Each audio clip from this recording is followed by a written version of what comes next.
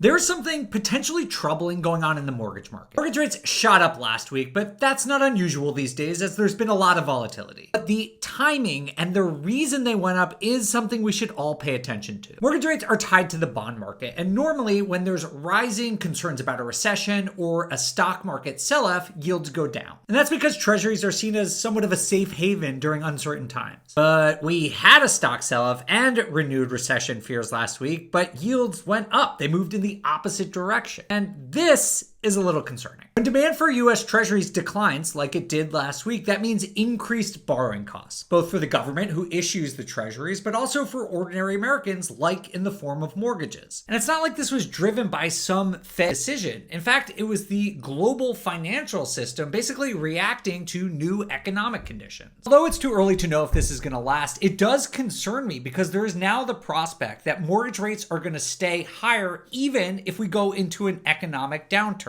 And that is not what normally happens. Normally, if the economy is struggling, mortgage rates go down and that boosts demand for housing and helps lift the entire economy out of a potential recession. But if this continues, we may not see that decline in mortgage rates, even if we go into a recession. And that would be trouble for the housing market. So I know this is nerdy, but this is something you really need to keep an eye on.